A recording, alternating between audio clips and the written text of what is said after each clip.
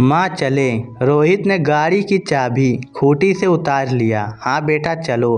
तभी अंजना जी की नज़र सलवार सूट पहने कमरे से बाहर आती बहू पर पड़ी। उन्हें याद हो आया कि बहू अभी अभी अपने कमरे से एक सुंदर टॉप के साथ ट्राउजर में तैयार हो रही थी, लेकिन अब वह हाल में दुपट्टा ओढ़े शांत चित खड़ी, खूबसूरत, किंतु उसके चेहरे की रौनक दबाव तले तनिक कम लग रही थी। रोहित के पिता रविंदर जी पहले ही पार्किंग एरिया में जा चुके थे।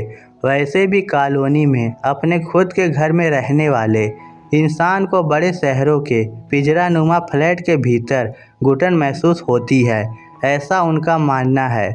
बहू तुमने कपड़े क्यों बदल लिए? अंजना जी ने पानी का एक बोतल अपने लार्ज साइज बैग में रखते हुए आखिर पूछ ही लिया। माँ, पापा के सामने सूट सलवार ही ठीक है। पत्नी को बोलने का मौका दिए बगैर रोहित ने जवाब दिया, मतलब बहू की अपनी पसंद की कोई अहमियत नहीं है? ऐसी कोई बात नहीं है माँ। फिर क्या बात है? माँ, तुमने तो पूरी जिंदगी 5 गज की साड़ी में बिताया और बड़ों को इज्जत देने के लिए हमेशा सर पर पल्लू भी रखा, फिर इसमें पसंद को अहमियत ना देने जैसी क्या बात हो गई? यहाँ बैठ, एक बात बताती हूँ। अंजना जी ने बेटे को बैठने का इशारा किया। माँ, देर हो जाएगी, लेकिन अगर आज मैं ये बात तुम्हें नहीं बताऊंगी तो वास्तव में देर हो जाएगी। अंजना जी की शब्दों की दृढ़ता से प्रभावित रोहित माँ को देखने लगा। बेटा, आज से लगभग 30 वर्ष पहले, यानी तेरे जन्म से पहले, एक बार तेरे दादाजी को भोजन परोसने वक्त मेरे सर से पल्लू सरक गया था। इसमें कौन सी बड़ी बात हो गई? रोहित अधीर हुआ। शायद उसे चलने की जल्दी होने लगी। बेटा, इसमें कोई बड़ी बात नहीं थी, लेकिन इसके बाद जो हुआ वह बहुत बड़ी बात थी। अंजना जी ने बेटे की आंखों में आंखें डालकर उसे अपनी बात पर ध्यान केंद्रित करने के लिए मजबूर कर दिया। ऐसा भी क्या हुआ था? उसने अब पूरी बात सुन लेनी चाहिए। उस दिन भोजन समाप्त कर तुम्हारे दादाजी हाथ में एक कील और हथौड़ा लेकर हमारे कमरे में आए थे।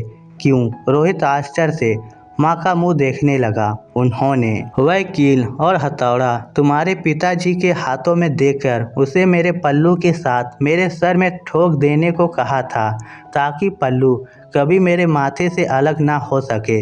इतना कहते कहते अंजना जी का गला भर आया था और पलकें आंसुओं को थामने में नाकाम होने लगी। रोहित माँ को एकटक देखता रहा। बेटा, तेरे पिताजी ने तो वह कील मेरे सर पर नहीं ठोका, किंतु मैं उस आदर्श कील के साथ जीती रही, क्योंकि उसका प्रतिकार करने का साहस मुझमें नहीं था। माँ की पूरी बात सुन रोहित मानो शून्य हो गया।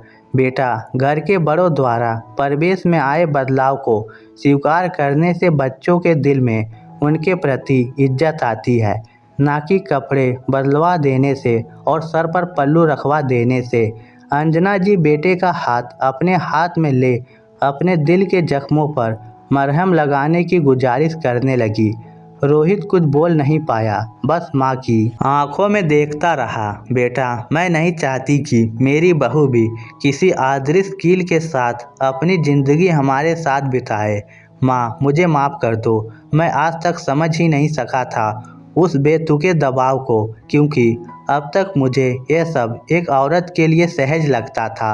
रोहित की आंखें भर आई और वह अपने आंसुओं को छुपाता आज बड़े दिनों बाद सहज भाव से माँ के सीने से लग गया। एक छोटे बच्चे के समान। तनु, मेरी इस गलती के लिए भले ही मुझे माफ़ मत करो, लेकिन प्लीज़ तुम अपनी पसंद के कपड़े पहन लो।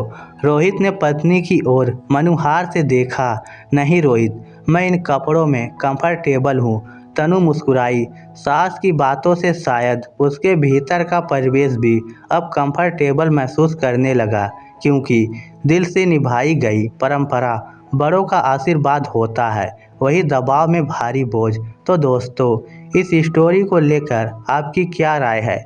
नीचे कमेंट करके हमें ज़रूर बताइएगा। धन्यवाद।